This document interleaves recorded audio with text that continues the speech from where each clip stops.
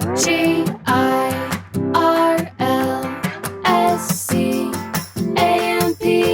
Girls Camp. Hello, everyone. Welcome to Girls Camp Podcast. It's your host, Haley Rawl, here today with a really intriguing interview with my friend Evelyn. Evelyn is a post-fundamental Catholic, and she talks about her experience being a very fundamental Catholic. She gives Mormonism a run for their money.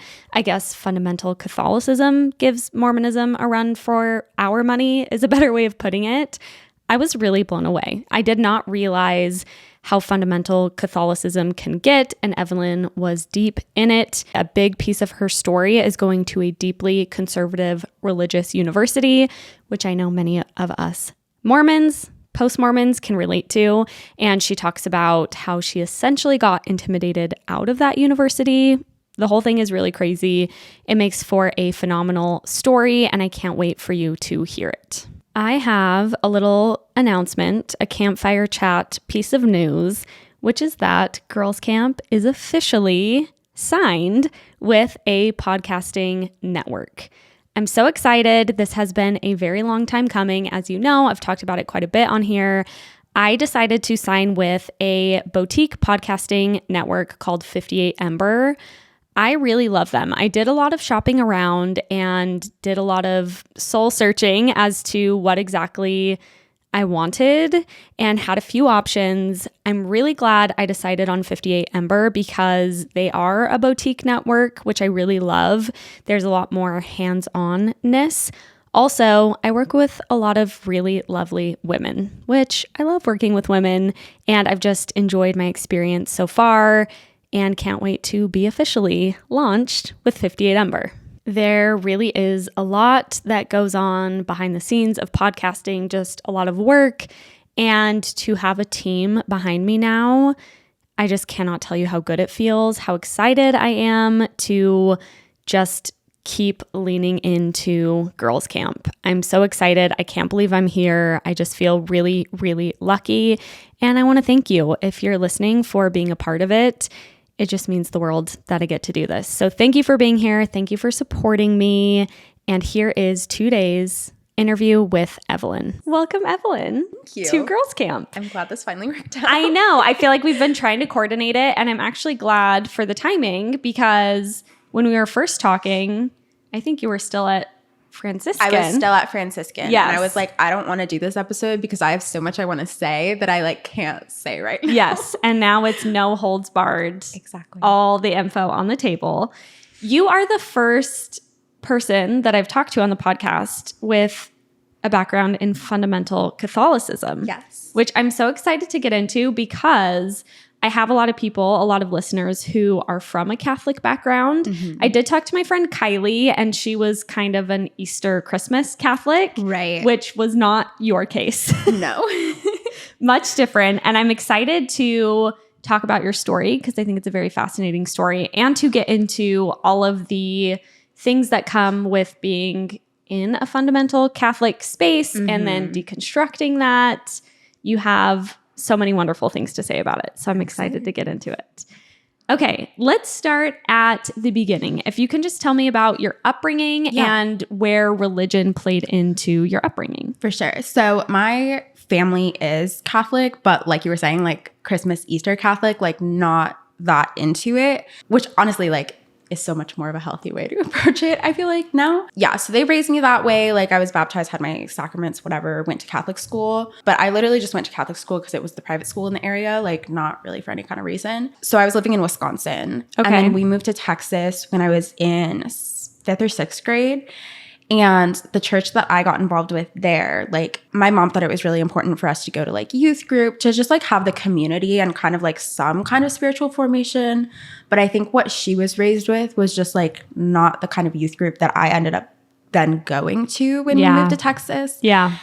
That's where I started to get exposed to the fundamentalist Catholicism. But I don't even think my family had a concept of what I was being exposed to because they would go to mass sometimes, but they're not like there were like adult like small groups and like adult Bible studies and stuff like that, but they weren't doing like the extra things, and I was doing all of the extra things because everything was just like felt super unstable at home for me growing up. And so to like have these like things that I could go do, like I didn't have a ton of freedom to go like hang out with friends very much or whatever, but I could always go to church things. So I could like go to youth group and go to Bible studies. And I got involved in like anything I could get my hands on because it was like time to spend outside of the house. And it was like structure and like unconditional love that I needed. Gotcha. So there was the social aspect, the stability that maybe you didn't sense otherwise. Yeah. Forgive my ignorance, but I'm curious to hear more about just, I guess, the general experience of Catholicism with what you're saying, how, you know, you could go to mass occasionally, and that could maybe be a very different experience than going to a Bible group. Is there a difference between Bible groups? Like how could you even spot the fundamentalist leaning, you know? The thing about Catholicism, like the word Catholic means universal. So it's supposed to be like a universal church, a universal experience. And so if you go to mass, I mean, there are like variations in some small ways, but for the most part, if you're going to a mass anywhere, like I went to masses when I was studying abroad that weren't even in English, and I can follow it because it's like the same structure and the same routine. You wouldn't even really probably get exposed to that much. Like, I think it would be very hard to be exposed to fundamentalism if the only thing you were involved in was going to mass. But it's also the only thing you like really have to do as a Catholic. Like, to be a Catholic in good standing, you have to go to church on Sundays. Like, you have to receive the Eucharist, which is like the sacrament. Yeah. And you have to go to confession like once a year is the minimum to be in good standing. But like, if you have like mortal sin, then you have to go get it taken care of. But like you're not required to be involved in like outside groups. That's just like stuff that some churches offer. And I feel like that is where the fundamentalism gets involved, is in like the community, if you're at a parish that's like that. Got it. And that can differ by parishes. So you could be in one parish, go to Bible group, and it's not going to have that fundamentalist leaning and content. Interesting. That feels tricky because it feels like it'd be really hard to avoid that if that's not what you want, you know? I feel like, so I always thought when we had first moved to Texas that the reason why that church was fundamentalist, and I wouldn't have said fundamentalist at the time, I would have said like, it's like kind of evangelical, but like it's fun, like it's a good vibe. But I always thought that aspect of that church was because it was in the South and like in the Bible Belt, and I thought it was just kind of influenced by that culture. But then I came to realize that it's a part of like, so in Catholicism, there was this thing called the Charismatic renewal, which was like very evangelical vibes. And it was mainly in the church in America. And then from that, there were these things that were formed called covenant communities. And they're like these little Catholic culty groups. And then some of these covenant communities branched off and like merged with evangelical communities. And so it's like this very weird like pseudo-Catholicism with lots of evangelical flavor.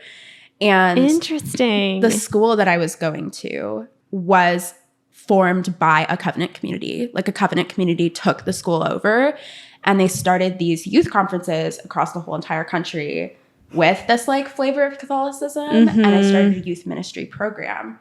Yeah. So interesting. I mean, this is another conversation entirely, and I'm sure we'll get into this along the course of your story. But I'm just thinking as you're talking, when I think of Catholicism, I'm picturing mass. I'm picturing something very, I would describe it as kind of stoic, kind of somber, very ritualistic, as you just said. And I mean, this is coming from someone who has very little experience with Catholicism.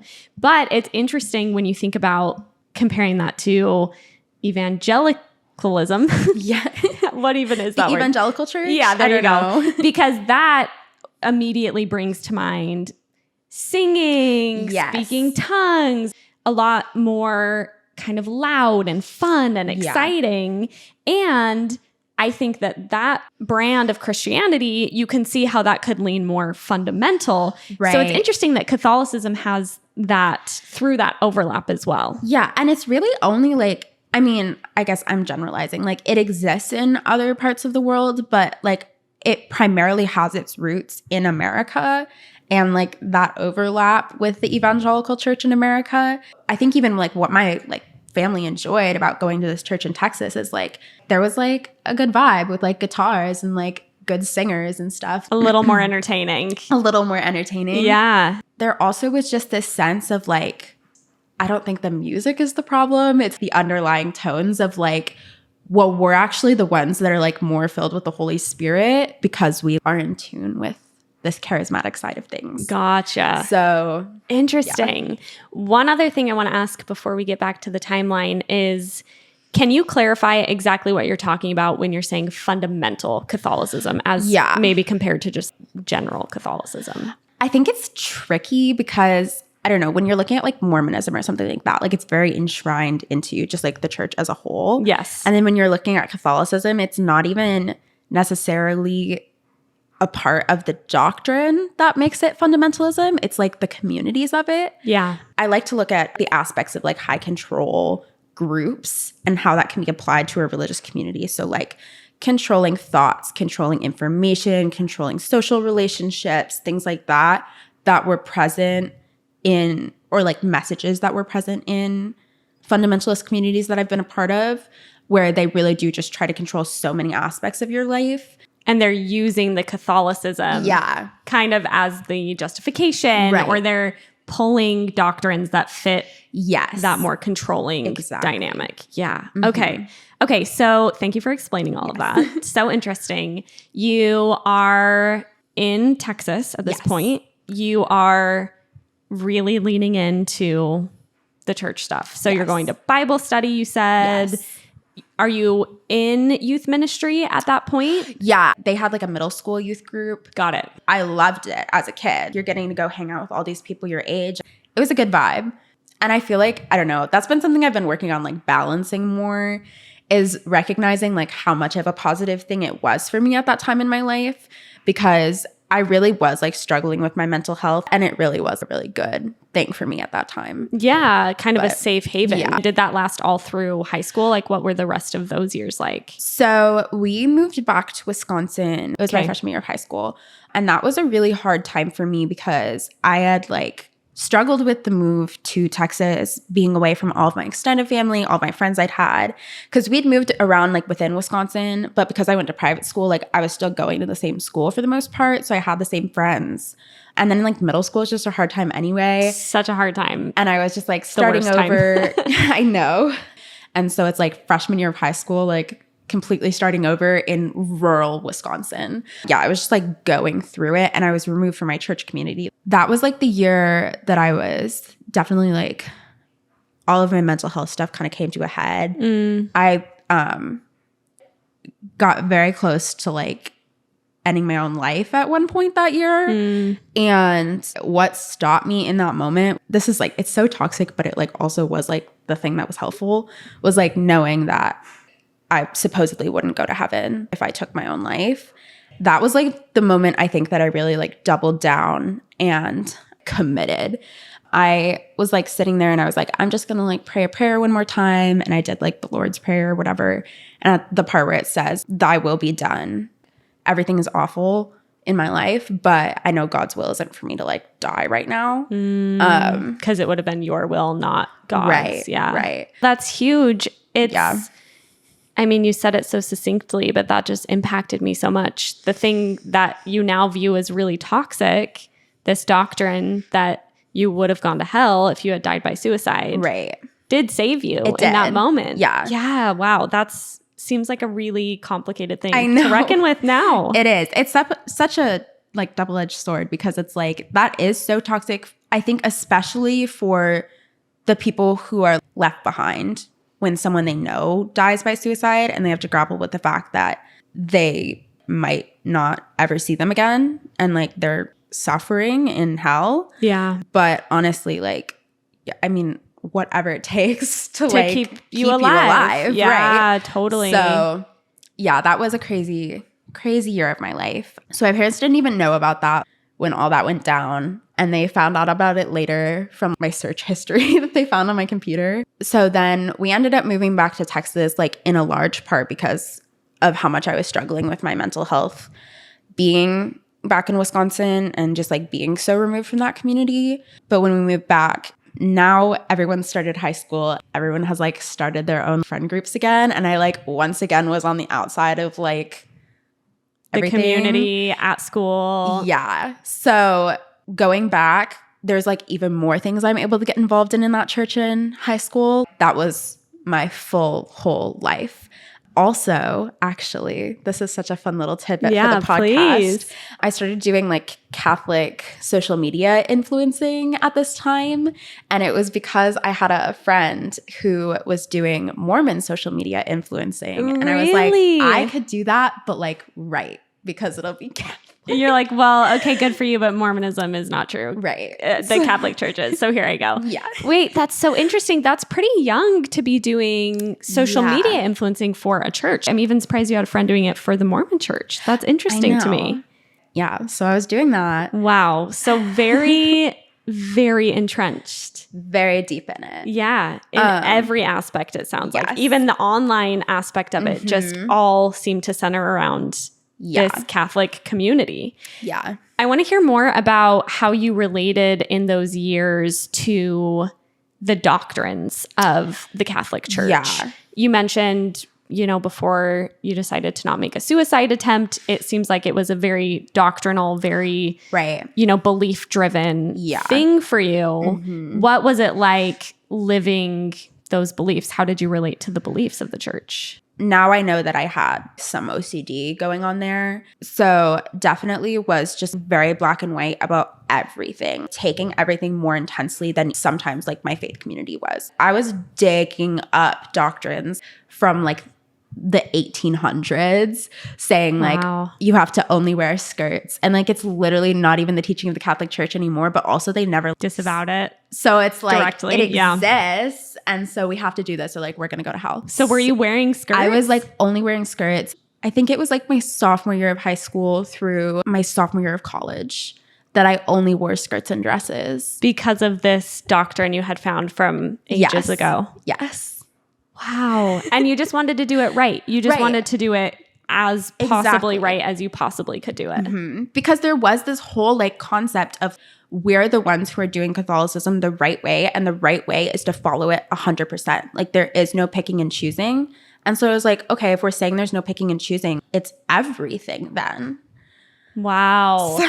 Well, that's a good way of describing to the fundamentalist leaning, right? Because I think a lot of people view, at least Mormons, I think view Catholicism generally as kind of pick where you're at on the spectrum. Right. And whatever, you vibe with, great. Whatever you don't vibe with, great. Right. Which now I see as an incredibly healthy approach to any set of rules. Mm-hmm. But yeah, that fundamentalist leaning is just like, no, you can't pick and choose. Right. Which, is very on par with Mormonism, which is that it's not a religion where you get to pick and choose what you opt into and what you don't. Exactly. Wow. Can you give any examples of the types of things you were being taught by your leaders at that time? So one of the things that looking back on, I'm like, that is so toxic and harmful, is there was like definitely a very intentional breaking down of identity that was happening in these like youth group type settings where we would do these activities where we would write down on a name tag like these identities we have for ourselves. But these aren't even like I can kind of see how this could be a good activity. I mean, working in like the mental health field now. Totally. Like, if this it's could be addict, a great activity if it's like meth addict, but like not if you're like 14 and you're writing down like musician, athlete, and we're like laying these name tags at the foot of the cross. There's like a cross down by the stage and we're like walking down the aisles all dramatic, laying these name tags at the foot of the cross, like an actual physical cross that's up there, being like, we are not musicians or athletes. We are sons and daughters of Christ. Wow. We did this one too where we like wrote things on tiles and like smashed these tiles on like the floor. Such a literal, I mean, I guess it's an object lesson, so it's figurative, but it's actually saying you shouldn't be well-rounded. Right. These other identities that you might have, ultimately, those don't really matter. Yes. And if anything, not only they don't really matter, they're actually obstacles toward the ultimate thing, which is to be perfect disciples of Christ. Yes. That's very scary for a developing brain. Right. Really scary. It's insane. And I think it really was around this time that like people in my life were kind of concerned because my family just was not in it this much. They were like, what's going Why on? is Evelyn only wearing skirts? Why is she only wearing skirts? I literally like, we went swimming once at like a family reunion and I had like a swim skirt on. Oh, and my cousin gosh. was like, she was like little, she was like 6 and she was like, are you Amish now or something? And I like cried. But like, I truly believe I was doing what I had to do. Like nothing matters more. If you believe that what is on the line is eternal salvation, like nothing matters more. You can suffer as much as it doesn't matter how much you suffer here because it's temporary. Yeah. For the ultimate reward, the ultimate goal. Right. Yeah. I'm curious, you were talking about your mental health struggles. Yeah. I'm curious how you view that maybe now in retrospect, because it seems like in one way, it was giving you stability, socialization, purpose, meaning, but in kind of a toxic way. Right. I think it's hard. I think about it now and I think about, okay, because we were talking before, but like I work in like substance abuse treatment. And a lot of people from the outside think things like AA are like high control groups or like kind of toxic. I definitely can see how there's elements of those types of groups like that could fall under categories of high control groups. And at the same time, if that is the thing giving someone purpose and meaning to like heal from addiction and like stay alive, go to AA. You know what I mean? Yeah, we'd rather you be alive and exactly. Okay. Yeah. So I feel like that's kind of like my relationship with the way that I grew up now. I think it happened for a reason. Or at least like it worked out in the end. It got me where I needed to go. It kept you afloat until you could maybe be in a place to unpack some of it. Because when I was a child, I had no other escape from the things that I was going through in my home life. That was my outlet. I can't like move or remove myself from that situation.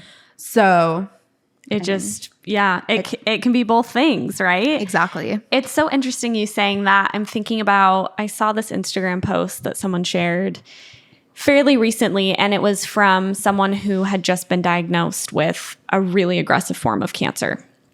And I clicked on the post, and the caption of this person who had been diagnosed with cancer was very, very Jesus-y. You know, the Lord will get me through this. I know that it was about divine timing and surrendering to God's will and Jesus and the atonement and the enabling power of the atonement. And it was so interesting to read. I've been thinking a lot about it because it's even complicated to talk about, because I really truly think you just got diagnosed with a likely fatal form of cancer. Right. I am not judging however you need to get through what you have to get through. Exactly. I'm really not. Do I feel like reading that caption, there are some things that kind of ring in my ears as toxic or potentially, dangerous is maybe too extreme a word. But for me, with my life experiences, reading that, it's very different than I would approach something like that. And part of it made me feel like, are you really sitting with what this means, or are you putting it on God's timing, etc.? Right. All the things we could say to kind of break down that caption. However, to your point, I was also thinking, do what you got to do. And if anything, when you just got diagnosed with a likely fatal cancer, I'm glad you have something that can keep you going, because I don't know. I would like to think that even though I don't identify as religious anymore, I would also be able to find those things, but I don't know, because that hasn't been my experience. Right. All that to say, obviously, no conclusions. I just think it's a really interesting thing to think about with religion. It is. That in times where people need to stay afloat, it can help people stay afloat. And, I think that can be a really good thing in a lot of ways. Yeah. Even if the messaging of the things keeping them afloat, I still find a little bit high control or. Yeah. I think that's actually been something that I had to confront, because I've worked in substance abuse treatment for a little over a year now. And I've also been out of the church for like a year and a half. So when I started working there, I definitely had a much more negative view towards anything that rings like high control religion type Absolutely. vibes. But in the conversations that I had with some of the clients at the crisis unit I was working at, a lot of them have these religious beliefs that are like what are powering them through. And they have these like religious communities that are providing them that support as they're like healing from addiction. And I also think something that's interesting from then having gone to like a high control religion school is that a lot of people who voluntarily put themselves in these high control spaces are people who have endured a lot of trauma. Like that's just my observation. I think that needs to be studied. Yeah, totally. I was like so curious about it. But I think that in a lot of ways, high control religion is a coping mechanism. Not if you're like born into it. There's like a difference if like you were raised in it. But the people who come into it themselves, a lot of times it's a coping mechanism. Something I have really been realizing in like interactions with people who are still in those spaces is that it's kind of like what they say with like eating disorders. When your life is so out of control and you're just trying to find something to like control, I feel like religion a lot of times can be that for people. Like, absolutely. They need that like rigid black and white because everything else feels so unsafe. Yeah. And so when you're challenging those beliefs for them, you're not just like challenging those beliefs, you're like challenging this sense of safety they've built for themselves. Yeah. Yes. That is so interesting. I hadn't made the distinction between our stories with me as a Mormon, and I'm also curious how this will ring to anyone listening who's maybe a convert to Mormonism. Yeah. Because I hadn't fully kind of crystallized that difference of so much of my story, I feel like was I'm doing this because this is what I have to do because I believed that the ultimate reward, to your point, was heaven, but also because I believed that this is what I have to do because everyone around me is doing it, because my parents are doing it, but it never really was a choice for me, right? Because it was the water I was swimming in. Yeah. So for you, that probably brings up a lot of different things because you chose it right yourself. Exactly. And I mean, chose is maybe a complicated word to use when there's elements of, you know, the things that those groups can do to your brain, especially when you're young. But that is a very interesting thing that I hadn't thought about, of feeling drawn to or attracted to something. Yeah. Because of the control and the stability that you felt like it could give you. And that was something members of my family always used to say to me. They're like, a certain kind of person needs that level of control in what they were observing in my life. And like 100%, I agree with that now. But the certain kind of person was me as a really traumatized person who like most people in my life didn't know what I was going through. Yeah. And I needed that stability. Yeah. So. And in an ideal world, you would have been given less toxic communities and treatments that were informed by science as opposed exactly. Yes. But in the circumstances you were in, it was better that than not that. Okay, let's get to the chapter of going to Franciscan. Yes. I'm so fascinated by this whole thing. It's crazy. Yes. What led you? So explain what Franciscan is and what led you to end up going there for college. Yes. So it is what is called a Newman List school. I don't know how many are on the Newman List, but basically they're like all high control Catholicism schools. And I very much went into choosing a college with the understanding that I needed to go to a Newman List school. I had always loved youth ministry, and my youth minister was like, you could be a youth minister and then you would also do missions. And I was like, that's great. So he had gone to Franciscan to get his youth ministry degree, and I was kind of asking him about it, and I was like, that's what I'm going to do. So I went to Franciscan. It was quite literally the only school I applied to. My family was so upset. I had been like an AP student. I got really good SAT scores. My parents put me in like SAT classes and stuff. I could have gotten into a lot of different schools, and I applied to a religious school with a 97% acceptance rate. Like, they were pissed. Yeah. We didn't get to pick our classes that we took our freshman year. They were just like assigned to us. And I took Foundations of Catholicism, which was like a gen ed class. And I was sitting there, and some of the things the professor was saying, I was like, what are you saying? It was even more fundamentalist than the parish I had like grown up in. And like, it was the first time I found myself disagreeing with stuff. Like, because of how fundamental it was. Yeah. Wow. Because Well, so my freshman year was the year that Pope Francis made that statement where basically he was like, maybe gay people aren't going to hell. He was just like, we like maybe shouldn't murder gay people and like maybe they shouldn't go to jail. Radical. Crazy concepts. And like progressive Pope. I know. And everyone was so up in arms about it. And we were like talking about it in my Foundations of Catholicism class. And he was saying like, no, like the civil law is supposed to reflect the moral law. And that's where I was getting like really, like I was feeling like very Christian nationalism. And I'd never been, like I'd always like been fundamentalist, but also like fully understood the separation of church and state. Yes, you weren't trying to push fundamentalism necessarily through law on everybody. Yeah. That's great. And so I don't know. I was like, I feel like this is where we draw a line. Yeah. And so I like raised my hand and I was saying, if you think that's the case, like in the eyes of the Catholic Church, all sexual sin is the same. So if you think it should be like gay people should go to jail, do you think that couples who have sex before marriage should go to jail? And he's like, yeah, like I think the Catholic Church would support that.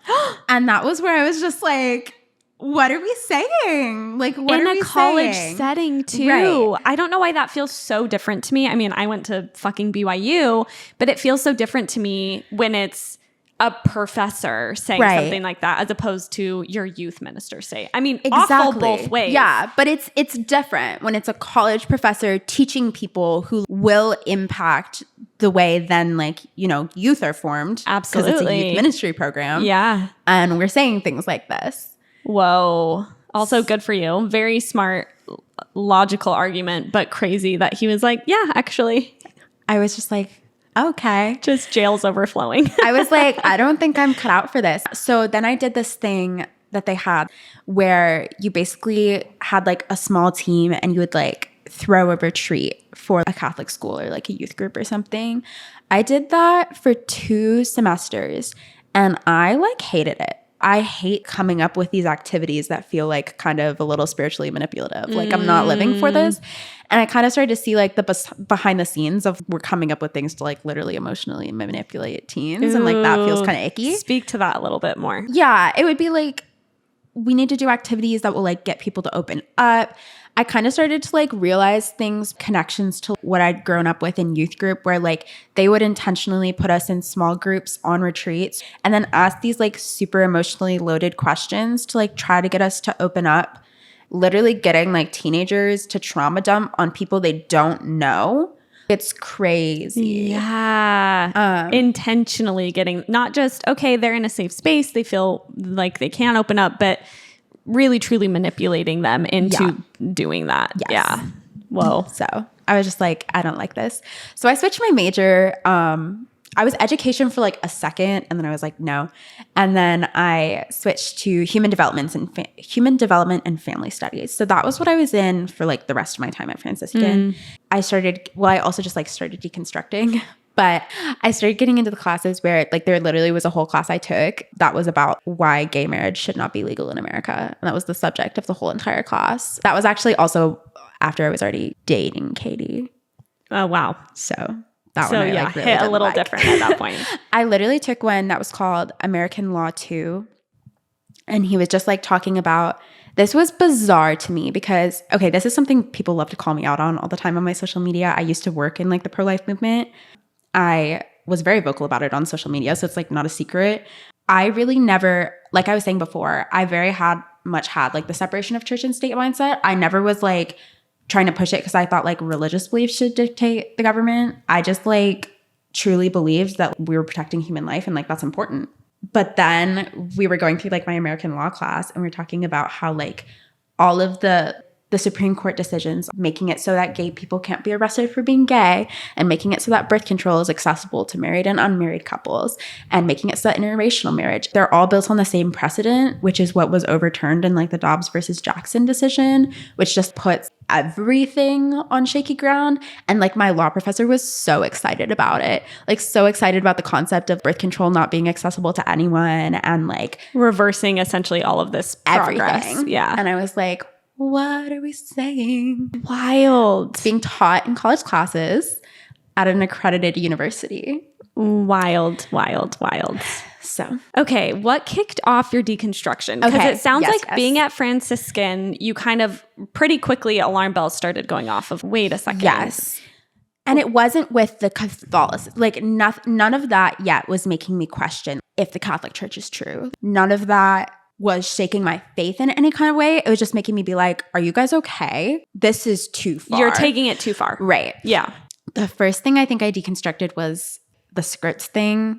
That like wasn't crazy because most people at Franciscan did not think that like was like a thing. For the most part, like women wear pants on their campus. It wasn't like fine. people were looking at you funny. Yeah. Probably felt really nice to slip a pair of jeans on. It felt so weird. Oh, I it bet. felt so weird. Yes. I was so self-conscious about everything. Oh, but- I bet. When I got home from my mission, it was kind of that way. I would wear jeans very occasionally on like P Day, but you only wear skirts. And it's weird when you get home after a year and a half, but you had been doing that for what? 4 years? Yeah, 3 or 4 years. It's a minute. Yeah. And like to work out, like I had athletic skirts, I had swim skirts. Gosh. I had only been wearing skirts. So it was a crazy moment for me. But yeah, I deconstructed that and I don't feel like that didn't even like really shake my faith or anything. It just like felt like doctrinally correct from like more things I'd been learning. Mm-hmm. Well, so I came to terms with being queer while I was at Franciscan. I wasn't in like active denial growing up because like it didn't even cross my brain that I could be queer. I did want to kiss my best friend, but I like thought that was chill and normal. Yeah. I didn't think that was gay. Yeah. I love hearing that. I feel like a lot of people, when I ask like, yeah, when did it like, you know, when did you realize, which I know that's like kind of a crazy question anyway, Right. but a lot of people will be like, well, it's hard when you don't have a counterpoint. It's like you're just living your experience. Right. So it's hard to say. I can imagine. Like I wanted to marry my best friend when I was 6 and then they told me that was illegal and gay. And like I was like, oh, okay, like From then on that's out. not what we do. Yeah, okay, exactly. fine, sure, chill. Yeah. I really didn't have exposure to gay people either. I'm like living in Texas. It's kind of a closeted deal for everyone. Yeah. So I got to Franciscan my freshman year. A couple of the girls that I became friends with were queer, but they were like abiding by church teaching. And I feel like that opened my mind to like listening to those experiences more because like it's valid if they're following church teaching. It was less threatening. Like, it was fine. Also really interesting. Yeah. These were just like some of my friends that I was like hanging out and chatting with. And I was like, wait, like that's not a gay thing. Like that's a normal thing. And they were like, no, like that's a gay thing. And I was just like clicking pieces together. And I was like, I guess I'm bi then. I find women attractive. Like I would want to kiss a girl. Apparently that's gay. So like, sure, I'm bi. But I dated guys. So I was like, yeah. I date like, guys whatever. too. Sure. It's fine. Yeah. It wasn't like a faith shaking thing for me because I was like, sure, whatever it exists, I'm not going to date a girl. I'm still going to marry a man and I'm going to abide by church teaching and it's chill. It's whatever. I started dating a guy and that's when I started being like, I don't know that I'm actually attracted to men at all. Yeah. Like, I don't know that I want to get married to a man, but like I did because it was so hard for me to come to terms with me not being attracted to men. I'm curious what the general sentiment, I mean, that might be a difficult thing to answer, but obviously in your sphere in Franciscan at the time, it seems like growing up, it was not okay to be gay. Right. But in Catholicism generally, were you ever thinking like, well, there's this kind of different way of being a Catholic where it's more accepted, or is it more accepted generally? It's not like really technically accepted by Catholic doctrine. You can't like get gay married in the Catholic Church. Yeah. But there was this like recent thing with Pope Francis where he was saying same-sex couples can be blessed, but it can't resemble that marriage. Was really recent, right? Yeah, very recent. And oh my God, people are so pissed about it. Like in like the circles I'm from. Oh, I'm sure. So I do feel like things are kind of changing towards like I do know people who are gay and are married or in relationships where they still like attend Catholic churches and they go to parishes that are accepting. And I know that there are parishes that do pride stuff or like have like gay young adult groups. But I was talking to one of my friends about this actually. It's so hard for me to rationalize that. I still consider myself a Christian. I'm like wanting to find a church now that I'm here in LA and there's options. Yeah. But to be Catholic in a church that like doesn't doctrinally accept that, it just feels like a space I don't need to be forcing myself into. Totally. There's other options to worship Christ and to find community. Yeah. That it's just not even like a, well, kind of maybe. Like you could, but like I don't want to. Like I want to be somewhere that I'm accepted and celebrated. Yes. And that's like what a religious community should be. Totally. So totally. Yeah. Okay. So you're discovering you're queer. Yes. Sorry. Because you're dating this guy. Yeah. And you're just kind of like, not it. I literally was questioning it. I was like making a pro-con list of like breaking up with him. And I basically like the cons were like, the pros were like everything. And the cons were like, what if I break up with him, but God wanted me to marry him? And this is like me ruining the will of God. So it reached a point where I was like so terrified that I was going to get married and like have kids and still be reckoning with this down the line. And now like I'm affecting other people in a way that's really unfair to them. So I broke up with him during my sophomore year. And then the summer after my sophomore year, I lived with some of my household sisters. One of my friends who I was living with, she was getting her master's in theology. And so like I love talking about the theological things with her. And she started reading stuff this guy named Chris Damian was posting. She was asking me to read some of the stuff and I was reading it and I was like, this is a little out there. This is very progressive Catholicism. Do you think this is theologically sound? And she had so much more of a religious background than me too, because her parents are like very intensely like in the church, kind of big people in the church. She was like, I think the way he's explaining it makes sense. And it was the first time like I kind of ever considered this gray space. And I was like, I don't know. But I was liking the things he was saying. Like he was talking about, this gets like deep into Catholic theology that like is hard to explain. But there was like this pope called Pope John Paul II, and he did this thing called Theology of the Body. It was very revolutionary because sex had been this very dirty thing in the Catholic Church, and Pope John Paul II kind of revolutionized it. It was like, no, like sex is like a really good thing in marriage, and we should like be proud of our sexualities, and like it's a part of who we are as people. This author was arguing that it was a step in the direction of like accepting other sexualities and things like that. Yeah. Obviously in like a lot more theological detail. But anyway, I was like, this is kind of wow. So her and I spent all summer like reading all the stuff he was posting.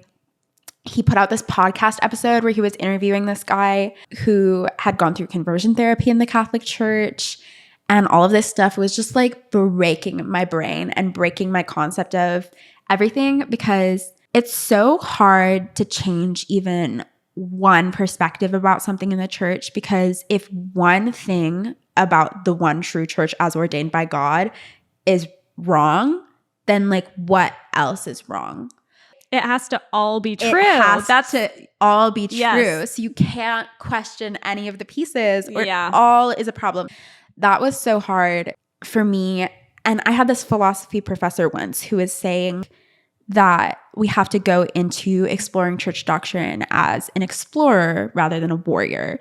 Basically, he was saying if we have questions about doctrine, we have to figure out why the doctrine is correct. We shouldn't be seeking to tear the doctrine down. So you can have questions, but only in as much as your questions are leading you to confirm the truth of it. Exactly. It's not actually allowing people to question anything. Yeah, it's a really good cover for being like, you're allowed to have questions. Just make sure that when you have the questions, you're reading the right information. Yes. And that the answers you find check out against the powers that be. Yeah.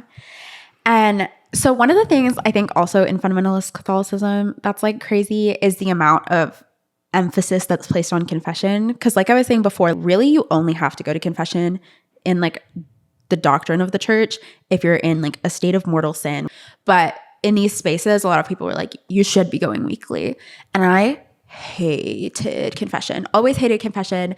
There was this one church in our area that had it where it was behind the screen. So you like don't have to actually look them in the eyes. I thought it was all behind the screen. It's not. A lot of confession these days is like face to face. And a lot of times they'll do it face to face with like multiple priests in the church at the same time. You're in like different corners of the church, but you're like not in your own space.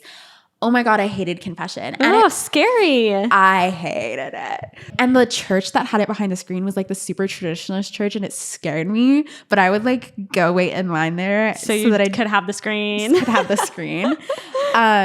And that summer I tried to not go to confession as much, and then was just like eaten alive by the guilt. I was trying to live in a more middle ground place, but like the religious OCD of it all was not loving that. Backtracking a little bit, I started having panic attacks my freshman year of college, and they got really bad my sophomore year. I think there just was a lot of dissonance and anxiety around religious things. And so I'd be like trying to sit through mass and be having like panic attacks and like, but like not being able to leave, because if I'm not fulfilling my Sunday obligation of being at mass, then like I'm in a state of sin. But I was spiraling. But you felt really trapped. I felt so trapped. And I was like waking up in the middle of the night having panic attacks. And then I was so scared because so there's like a big emphasis at that school on like the gifts of the spirit. And so there's people who are saying they have the gift of like being able to see the angels and demons. And so people are talking about like demons roaming around campus. I don't know if you've heard about like the Ted Bundy story. He like went and was breaking into this sorority house, killing a bunch of girls. And one of the girls had a rosary and was like praying her rosary, and he like didn't kill her. And so then my like brain is going like, I have to fall asleep praying my rosary every single night so I don't get like murdered in my sleep. Or a demon's going to overtake me. Or a demon's going to take me. Did you correlate those panic attacks to demons? I thought so, because I started receiving mental health treatment at the end of my sophomore year of high school or of college. So I didn't even like have a concept that what I was experiencing was a panic attack. Yeah, I was going to say not even care, just like basic probably knowledge about mental health. So each of the dorms had like a chaplain that would have like office hours that you could like go visit them. And so I like went to our dorm chaplain and I was like explaining it. And he was basically saying, I'm not saying it's demonic, but like it could be demonic. And okay, thanks. I was like, great, thank you. So he gave me what was called Prayers of Minor Exorcism. There's like a book that all priests have of the prayers of minor exorcism, but they're meant to be prayed over people. Priests are supposed to pray them over people. Like the public's not supposed to have access to them. But he literally had me like take pictures of some of the prayers in the book. And he was like, don't tell anyone, like don't show anyone, because these are not public access. I want you to pray these when you're having like these panic attacks. He didn't use the word panic attacks, obviously. But now I'm like spiraling. Every time I'm having a panic attack, I'm like obsessively praying these prayers. Which is not going to help a panic attack. No. I can't think of anything that would be possibly worse for a panic attack than an exorcism prayer. Right. That you're in charge of praying. Right. So I was like, this is so fun. This is so great. All of that stuff was happening the summer after my sophomore year. And I was really starting to question stuff. I was like really uncomfortable with the idea of questioning stuff. And I ended up 4 weeks before the semester started, I applied to go to the Austria campus for the semester. I got a passport in 4 weeks. It showed up 2 days before I left for the semester. It was just like the most insane thing I've ever done. But I was like, I'm running away from this. I'm not going to talk to this person who's putting all these doubts in my head. I was like, I'm running away. I signed up for a full course load of theology classes. I'm going to be living in a monastery in Austria. Yeah. How much more pure and holy can you get? Exactly. Yeah. I'm going to go to mass every single day. I'm going to go to confession every single week. And no one is tearing my faith out of my hands. So I got there. One of the theology classes I was taking there was Christian marriage. I met a girl in my Christian marriage class. You can't make it up. You cannot. And I had a little like queer Austria situationship. Fun. We held hands in Rome and cried and went to confession. We never even kissed. We just like held hands and felt existential guilt. But you felt romantic toward each other and you both knew. It was like, it wasn't like a thing. I mean, it was, anyway. Yes. It was its own thing. And that was like tearing me up inside. I felt like I needed to go to confession. But for your confession to like actually absolve you of your sins, you have to be sorry. And like I didn't, I knew that what I was doing was supposed to be wrong, but I didn't feel sorry. And so I was like, I can't go to confession because like it doesn't count if you're not truly sorry for your sins and you're not gonna like truly promise to never do it again. I was like, I don't feel like what I'm doing is wrong, so I can't go to confession. If I can't go to confession, like I can't receive the sacrament at Mass. I'm not gonna go sit in Mass with like this group of a couple hundred people from my religious university who are gonna see that I'm not receiving the sacrament and be like judgy about What's going on? Mm-hmm. So I started skipping Mass sometimes. I remember the first time after that girl and I like held hands, walking around that campus feeling like everyone could see into my soul. There also was like the fact that some people claim to have like the spiritual gift of like discernment of spirits. So like there was a small part of my brain that genuinely thought like someone was like staring into my soul. Yeah. They would say that about like the nuns on the campus too. They would say like, oh, like Sister Isabel like has discernment of spirits. Like she can see straight through your soul. So I was like, ah. You're like, avoid Sister Isabel like, at all costs. I was terrified. Yeah, scary. And like, yeah, taking all these theology classes. And then one of the theology classes I was taking was making me question things too, because we were talking about like the way doctrine develops over time. And I think that a large narrative that was portrayed to me in fundamentalist Catholicism is that like the doctrine of the church never changes. And that's true about a lot of things, but like the sacraments of the Catholic Church, like marriage, baptism, confession, all of those things, they were solidified into the form they currently have in the 1500s. So closer to now than like to Jesus. And it's like crazy that this was portrayed to me as like some never changing thing from the mouth of Jesus himself. Yes, also so fascinating because so much of this messaging, we were being told the same things as Mormons. So it's like, which is it? You know, how do you really know which one it is? One true church. That was instilled in Mormons. The doctrine never changes and it's the only true doctrine. And it's so crazy too, because it wasn't really part of my deconstruction in a huge way to realize, wait, but other people are being told that same thing. But it was something that came up for me. But it's interesting hearing you deconstruct and thinking, oh, I was deconstructing the same things, but our things were completely opposing each other, you know? I know. Yeah. It's insane. Yeah. I just like, I was taking all these theology classes. I was like picking things apart.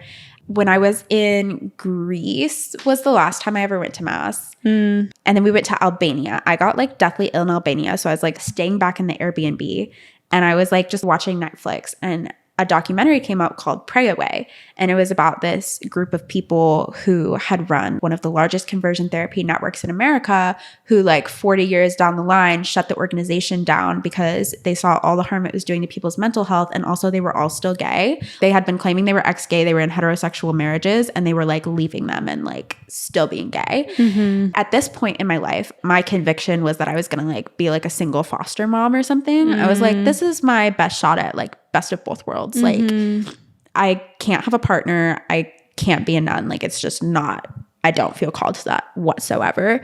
I want to have kids. So like, I guess I'll do this. But I was like staring at this and I was like, am I going to live this way for 40 more years and then hate my life and like regret all my choices when I've wasted so much of my life?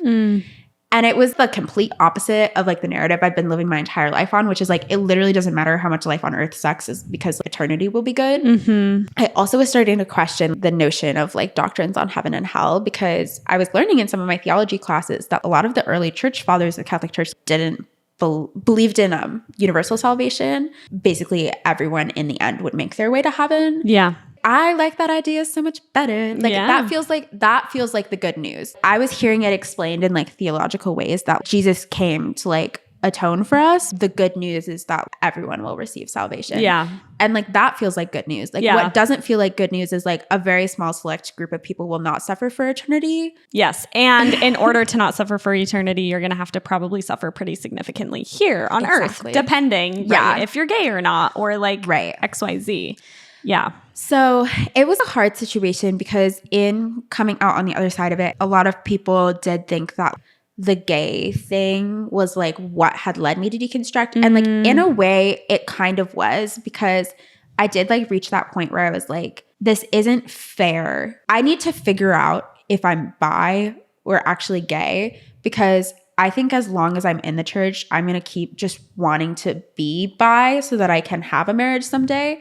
That was blinding me to even being able to like rationally judge if there was like any part of me that was still attracted to men. How can you actually explore your sexuality if you can't actually explore your sexuality? Exactly. So there was a part of me where I was like, I need to take a step back. Like I need to figure this out. I can come back to the church when I have this figured out. I can't drag other people into this.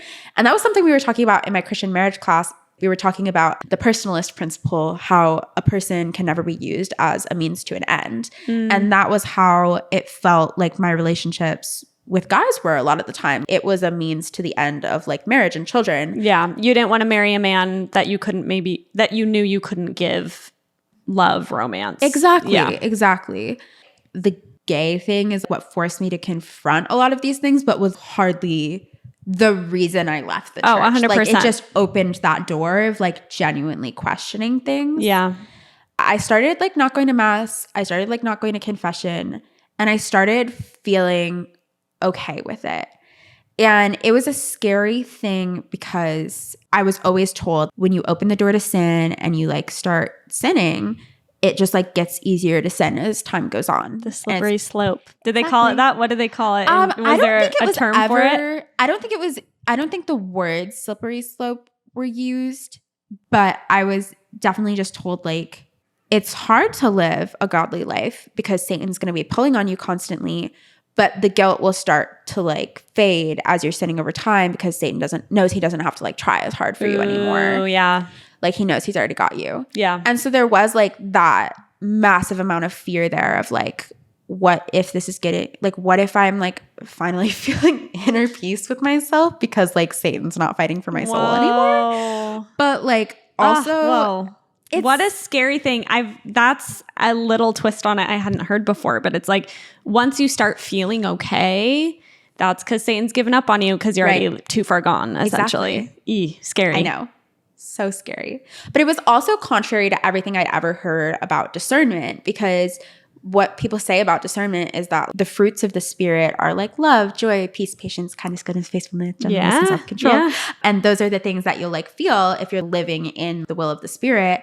I was starting to feel like this peace and this joy, which like feels very contrary to like what it should be if I'm living in sin. Totally. Yeah. So it feels like they're two completely contradictory messages, and they just pick whichever one they need to like manipulate your choices. Yep. Yeah, I just started being a lot more at peace with it. I was struggling a lot because I lost a lot of friends throughout that semester. Because of your deconstruction? Yeah. Like I lost some people who were like pushing me away because of it, and some people like that I was pushing away because I was scared of them knowing too much and like reporting things to administration. At Franciscan, is it similar to like BYU where it has an honor code where it's like you cannot be having gay relations, as they would put it, or they'll kick you out? Or what's the setup there? So I guess fast forward down to me leaving Franciscan. Yeah. There's like a student code of conduct that like very minimally touched on that, but actually 2 days after my meeting with someone in administration, they called you in. So yeah, I received a DM on Instagram at 2 a.m. from someone in administration, which feels very professional. Because you were sharing about your deconstruction on TikTok and Instagram. Yeah. And this is all fairly recently. This was this past October. Yeah. September, October. Because when I found you on TikTok, that's how we met each other. Yeah. You were still at Franciscan. Yes. So none of this had happened, but you were sharing about deconstruction on TikTok. Yeah. I had reached a point where, I had like read the student handbook cover to cover, and I was like, okay, I can't talk about like being gay, but I can talk about having different theological opinions. Like there's nothing they can do about me per the student handbook. Just they can't kick you out just because you're thinking differently theologically. Exactly. Yeah. I was losing a lot of community, and so kind of starting to like post some stuff online. I also was like writing stuff. I'm writing a book right now. Yeah. Can't wait. But I was just like writing, posting on social media. Like that was my outlet for like processing this stuff because I didn't have a lot of people I felt like I could talk to about it. So you get the DM. So I get the DM. 2 a.m. It's basically just them being like, oh, like I haven't seen you around campus a lot this semester. He was like, well, I'd love to like meet up with you. Like, do you have a time? So next day I'm in his office. He was basically like starting off, he was like talking about a lot of stuff from my Instagram. He was like, oh, I saw you went here and I saw you went here. And like, it was like very friendly, very conversational, but like also making it clear, like, I see what you post on social media. What was so difficult about this conversation is that it happened in a way where I knew I would never be able to come out and straight up say, oh, I was threatened, because it was very in the subtext of the conversation. Yes. But it was like, oh, I see what you're posting on social media. And then also he was saying, you really have a heart for like the LGBT community. Like I see you post some things that are kind of like LGBT like adjacent. Basically just this subtext of like, I see that you post about gay stuff. I see that you post about deconstruction stuff. I'm watching you. I'm watching you. Then he asked me, he was like, what do you think we can do to like better the community or like resources available for LGBT people on campus? And I was like, great question. I think it would be good if we like didn't kick out gay people. That was what I said, basically. And he was like, we kick out straight couples that have sex before marriage too. Like that crosses my desk way more often. And I was like, maybe we just don't do any of that. He was like, I mean, people can seek out like pastoral resources. People can seek out like mental health resources. He was like, it's a lot harder because if a heterosexual case crosses my desk, like a lot of the times they're still in the church and they know that what they're doing is wrong and they're willing to like repent and like receive pastoral resources. But if I come across a gay couple, they're usually at a place where they've reconciled that what they're doing isn't wrong and they're not willing to change. And so that's why a lot more of the time it leads to people being removed from the university. It's also revealing so much because it's like, you can't compare the two. You just said why you can't compare the two. Exactly. You revealed the difference between those two things. Being gay is an identity. Right. It's not having sex before marriage. They're so different. Yes. They want to compare them, obviously. They want to say, well, the rules are the same for everybody. Yes. Nobody can have sex unless they're married. But it's like, being gay is so much more than exactly. That. Because it's like, if a gay couple was like holding hands walking through campus, that would be treated the same as like a straight couple having sex. Exactly. And a gay couple can never get married. So they can literally never have sex with each other. Right. Yeah. Yeah.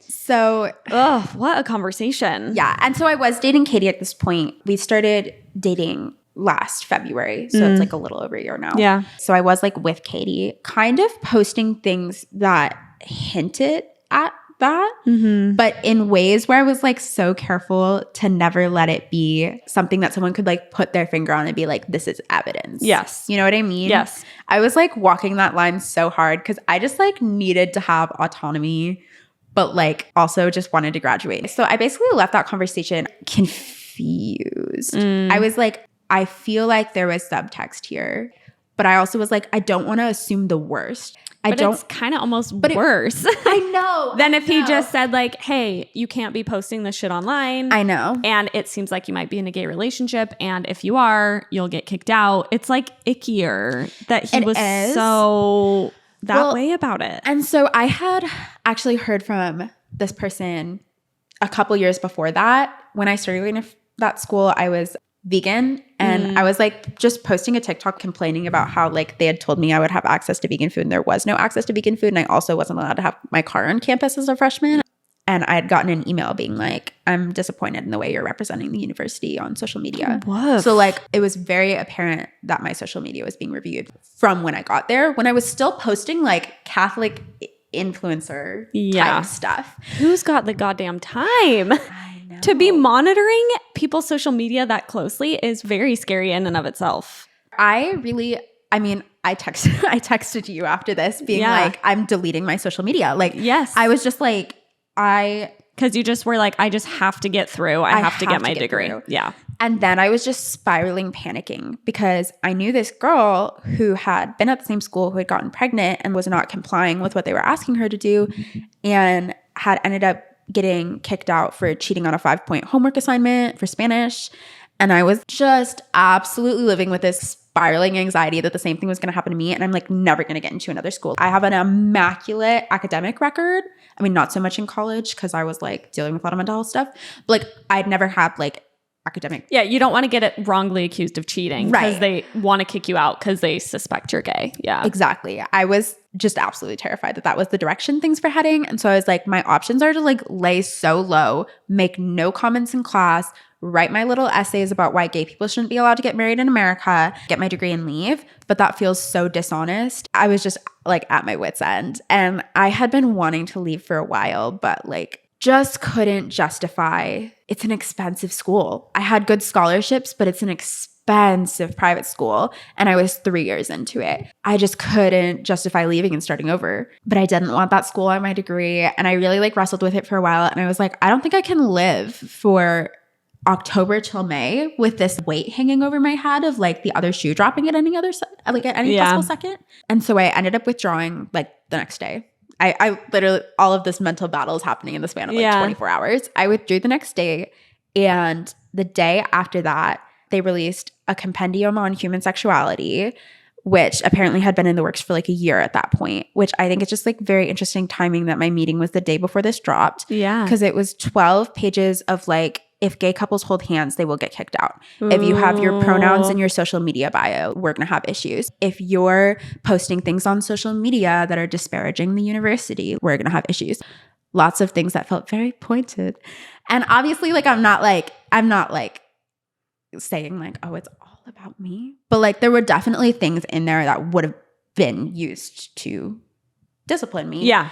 And I'm very, very happy I trusted my gut and left before like possibly facing academic sanctions. Yeah, literally so close. Because they could have just released that, got you, and who knows. It was like a warning, like right before that dropped. Yeah. Of like, shut up, or like, we have reasons yeah. now. Like we have codified rules that we can get you on. Yes. Whoa. I'm so proud of you for withdrawing. Thank you. That's really scary. It was. Wow. I just think we were just talking about this before we started interviewing. You're 21. Yes. And I feel like I'm 28. It's not that different. But to have the wherewithal at that age and like make such brave decisions is super, super impressive. Thank you. And I also just admire so much. I've been thinking as we've talked this whole time, you talk about this a lot on social media, and Evelyn's on TikTok. What's your TikTok handle? It's The Life of Ev. The Life of Ev. Yes. You make such good content.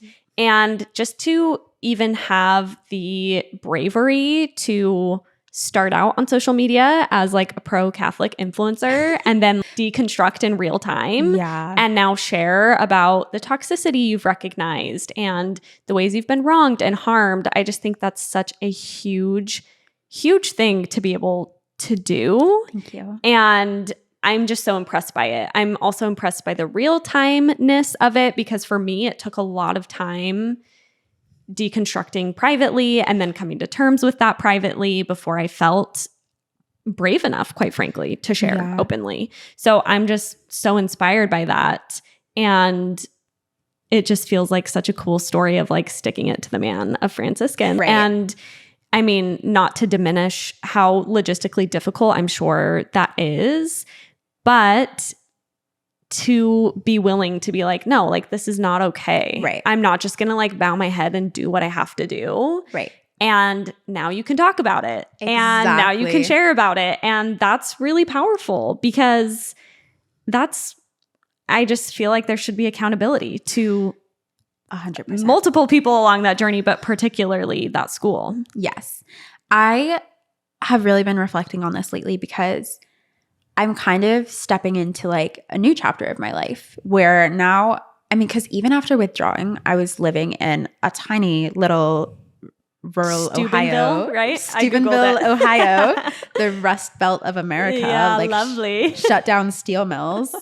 It was kind of a cute town. Oh, I'm sure it was charming in its way. In its way. But I'm like still running into people who hate my guts at the grocery store.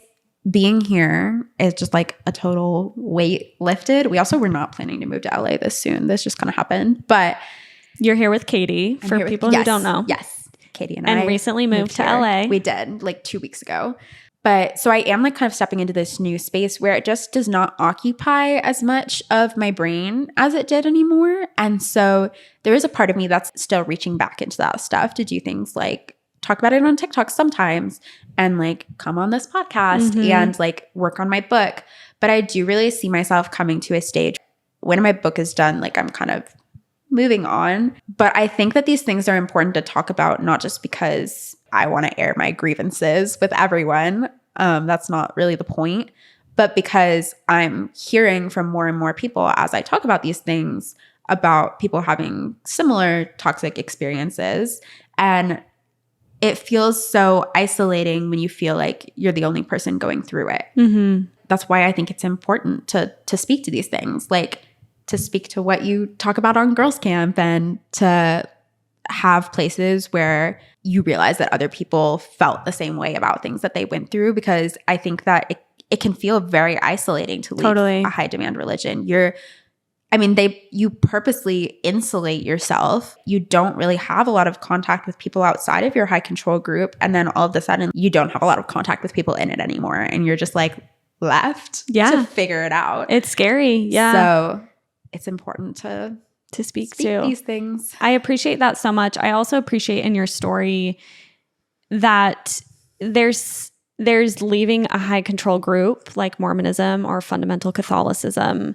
And then there's also these really logistical aspects of you went to a school that now you're going to have to make up credits. You lost money. Yes. You were, quite frankly, intentionally intimidated by an authority figure at your school. I think those are really important pieces to speak to as well. And part of what I hope to do on this podcast, because not that leaving a high demand religion is easy anyway. Right. But I think sometimes people forget there's these added layers. I talk to people all the time in my DMs who are at BYU, and they're like, I have to finish my degree here. I have to.